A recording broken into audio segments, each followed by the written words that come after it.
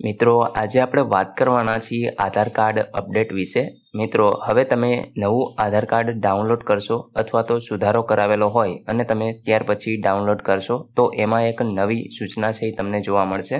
મિત્રો એમાં તમારી જન્મ તારીખ છે એ વેલિડ નથી, તો કઈ રીતે ડાઉનલોડ કરવું અને શું છે સૂચના એના વિશે સંપૂર્ણ માહિતી તમને આ વિડીયોની અંદર આપવાની છે, તો વિડીયોને પૂરો જોવા વિનંતી। જો તમને વિડીયો ગમે તો લાઇક કરજો, તમારા મિત્રો સુધી શેર કરજો અને ચેનલને સબસ્ક્રાઇબ કરી લેજો જેથી આવી કોઈ પણ માહિતી આપ સુધી પહોંચતી રહે। તો ચાલો શરૂ કરીએ।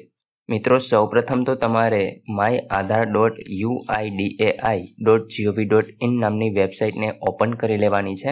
અહીં તમે જોઈ શકશો કે તમને લોગિનનું એક ઓપ્શન છે એ જોવા મળશે, એના ઉપર તમારે ક્લિક કરી દેવાનું છે। અહીં મિત્રો તમારો આધાર કાર્ડ નંબર તમારે લખવાનો છે, ત્યાર પછી જે કેપ્ચા કોડ છે એ લખી અને સેન્ડ ઓટીપી કરવાનો રહેશે। તમારા આધાર કાર્ડ સાથે જે પણ મોબાઈલ નંબર લિંક હશે એમાં એક SMS આવશે, એને તમારે આ ખાનામાં વેરીફાઈ કરી અને લોગિન થઈ જવાનું રહેશે। તો મિત્રો આપણે લોગિન થઈ અને આગળ વધીએ। મિત્રો જેવા તમે લોગિન થશો એટલે તમને અહીં સર્વિસીસ નામનો એક ઓપ્શન જોવા મળશે, જેમાં તમને તમામ સર્વિસ છે એ જોવા મળશે, જેમ કે તમે અપડેટ કરાવી હોય અથવા તો હિસ્ટ્રી જોવી હોય, કઈ બેંક સાથે તમારું આધાર કાર્ડ લિંક છે।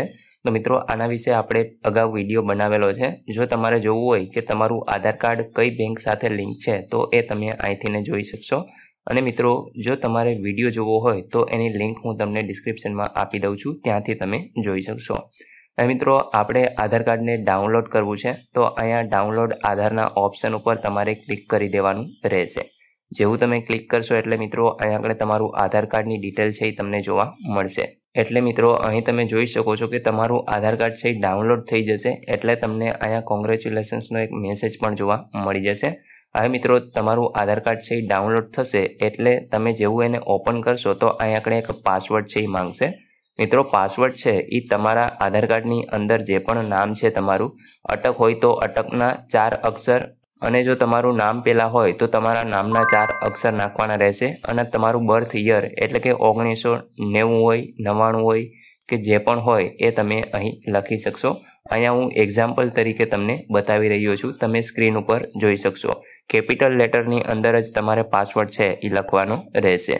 મિત્રો જેવું તમે પાસવર્ડ લખી આધાર કાર્ડને ઓપન કરશો, અહીં તમે જોઈ શકો છો સૂચના આપેલી છે કે આધાર એ ઓળખનો પુરાવો છે, નાગરિકતા અથવા તો જન્મ તારીખનો નહીં। એટલે કે મિત્રો તમારી પાસે આધાર કાર્ડ હોય તો તમે ભારતના નાગરિક છો એવું સાબિત નહીં થાય, અને તમારી જન્મ તારીખ પણ અહીંયા વેલિડ નહીં ગણાય। તો આના ઉપરથી તમે તમારી જન્મ તારીખ પણ નથી બદલી શકતા અને તમે ભારતના નાગરિક છો એવું પણ સાબિત નથી થતું, માત્ર આ એક ઓળખનો પુરાવો છે, તો એ માટે જ તમને અહીંયા આગળ છે એ આધાર કાર્ડ આપવામાં આવે છે। એવી એક સૂચના છે એ સરકાર દ્વારા હવે એડ કરવામાં આવેલી છે।